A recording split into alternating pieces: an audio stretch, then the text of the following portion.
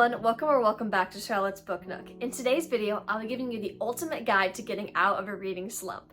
I've decided to split this video into two separate sections. The first one will be my favorite methods to overcoming a reading slump and basically just talking about what really is a reading slump. And then the second part of the video, I'll give you a few book recommendations that personally helped me get out of a reading slump and that I think will help you guys too. I know so many of you have been in reading slumps, so comment down below if this was helpful and if I should make more videos like this. I also want to make a YouTube short featuring the books that I talk about today, so comment if you'd like to see that as well. Without further ado, let's go ahead and get started with the video.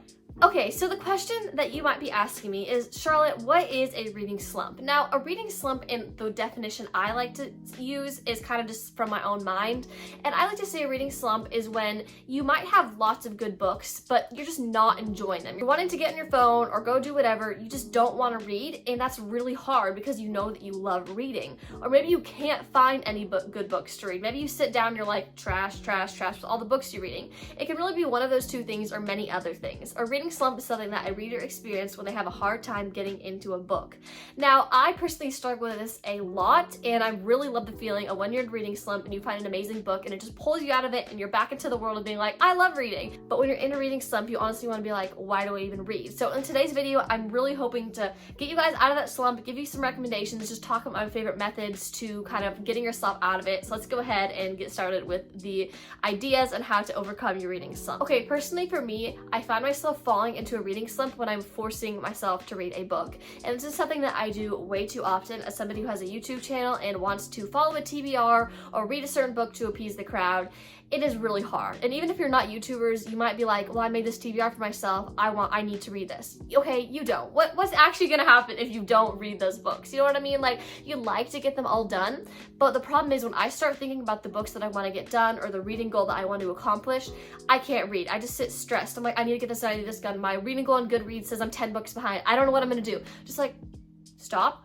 Take a deep breath and think, okay, reading for me is supposed to be enjoyable. Okay, school reading is different, or if you're reading to learn something, but the type of reading that I love to do as a hobby is just for fun. It's to go off into other worlds and meet characters. Maybe I'll learn things from the books, but reading is supposed to be enjoyable when you're doing it as a hobby, and once you start putting all this pressure on yourself to get things done, it can't be a hobby anymore, and that's when you fall into the slump, at least for me. I'm just speaking for myself and other people that I've talked to. Maybe you're completely different and this video is useless, but I do hope you can at least learn one thing from my experience. So oftentimes what I will do when I'm in a reading slump is I'll be like, okay, I'm just gonna stop. I'm going to find either a short book. It doesn't have to be one of my TBR, it doesn't have to be one I ever heard of before. I'll just search for a short book. Maybe it's a novella in one of your favorite series that you've put off. Personally, novellas for me are just an amazing way to overcome a reading slump. I recently read Killjoy and I read it all in a day because it was like 115 pages or something. Just something quick to get you out of the slump, maybe back in a world of the series that you once loved. And personally, novellas are just amazing for me.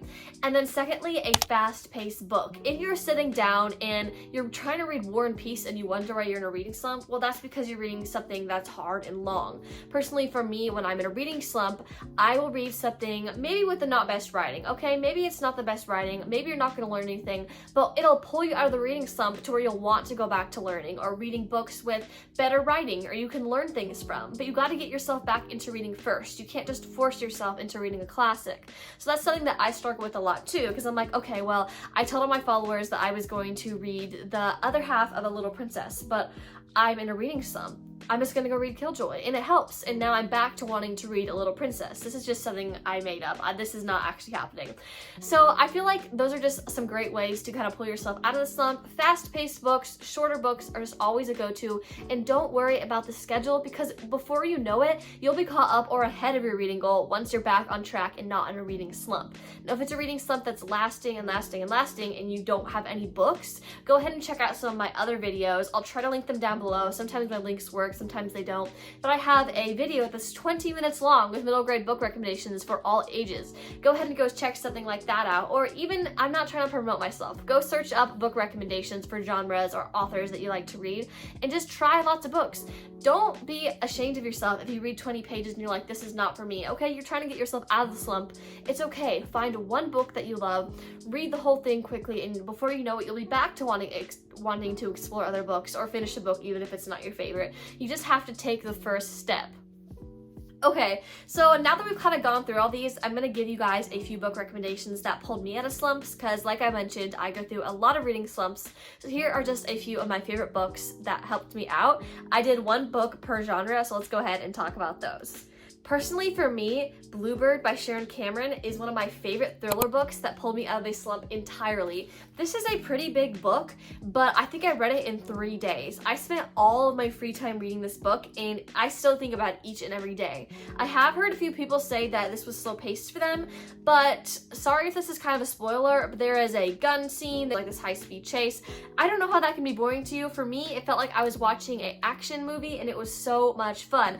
Also, this is a historical fiction book, but it's completely fiction because everything she writes about is made up, except Project Bluebird, which she kind of based it off of. If you have read The Light in Hidden Places, that's a completely different book based off an entirely true story.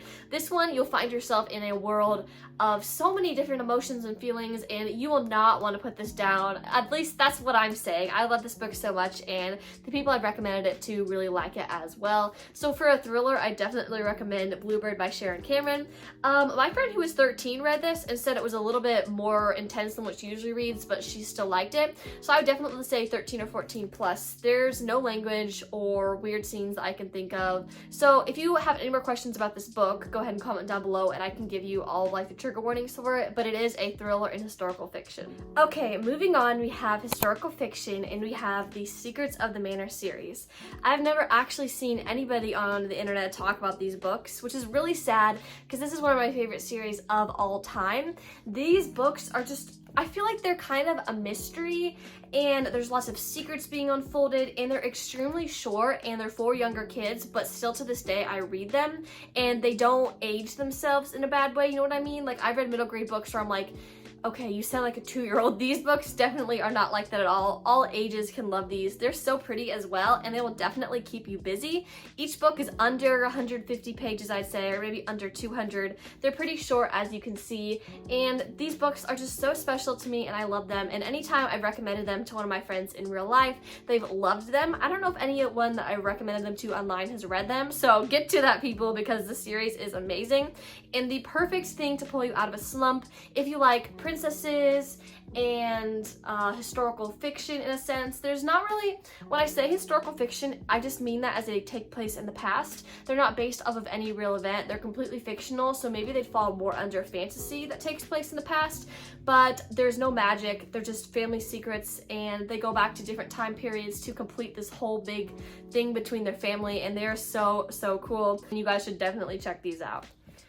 Okay, fantasy. Fantasy is hard because I feel like that can put people in slumps, but for me, fantasy has always been one of my favorite genres, and I have a hard time recommending fantasy to people in this video because anytime I think of a fantasy series that I like, as in Keeper of the Lost Cities or The False Prince, I think of those as books that I personally love and I can't put down. But when I think about recommending them as a book to get you out of a slump, I have a really hard time imagining that.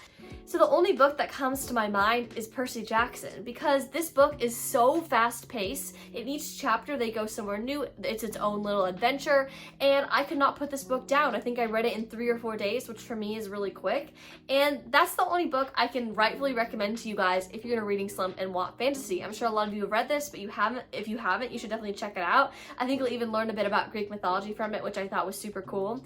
And as you guys know, I don't really like the series that much. As they go on, they just became like a chore for me to read, but I'm currently reading the 6th one in its own series now, and that one is really good as well. So I recommend the 1st and the 6th for sure. Some of them in between kind of get long feeling, even though they're not, which is why I'm saying I have a hard time recommending any fantasy that comes to mind in a reading slump video. So honestly, this is the best I got. Even if you don't plan on reading the rest of the series, this book is really good. It'll get you out of the slump. It is so fun. There's a show, so this is the only book that I can really rightfully in my mind recommend for fantasy. Dystopian, another genre that I love so much. It's probably my favorite genre if we're being honest, but when books come to mind to recommend for a reading slump, I stop and I'm like, okay, these books have never gotten me in a slump, but what if they get others in a slump? So I'm giving up. I'm recommending books that I like, that are fast-paced, that help me get out of a slump, and I really hope they do for you guys too, because I know I'm overthinking this. So two of my favorite books to recommend would be The Hunger Games and The Giver. The Hunger Games is extremely fast-paced. It is definitely a thriller, it's definitely dystopian, it has so much going on, and this book is definitely a quick read. I read it in like 2 days. Now I sound like one of those people that reads quickly, but it definitely got me out of a slump. It's about 300 pages.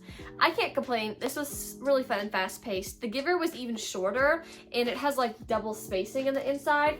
This book, the way it was written, just intrigued me so much that I had like a month or two to read this thing for school, and I think I basically outside of school hours read the whole thing. I'm just gonna say the joy of homeschooling, I guess, because I loved it so much, and then I wrote a whole paper on it, and it was so good, guys. These dystopian books just blow me away, especially this one. And these are for sure to get you out of a reading slump if you're like me and if you like something fast-paced and something that you can't put down. These are definitely for you. Alright guys, so I'm not going to be including classics just because I feel like classics are what can get you into a reading slump. Some of my favorite classics would include the ones behind me, Heidi, The Secret Garden, Anne of Green Gables, What Katie Did, or a modern classic like Snow and Rose. I'll flash those up on the screen every chance that I get because I love them so much, but honestly I probably wouldn't recommend those for a reading slump just because they're classics, they're old literature, they can be a bit harder to read. But don't get discouraged if you're having trouble reading one of these books. Read one of these newer, fast-paced books to pull you out of that slump and be back on track, learning new things and reading old books and feeling smart again. Thank you guys so much for watching this video. I really hope I helped you guys out with my bit of knowledge that I have out of reading slumps. Comment down below your favorite books to read during reading slumps because, to be honest, I'm always in a reading slump in a way, and I could always use something quick and easy to pull me out. Thank you again for watching, and cue the outro.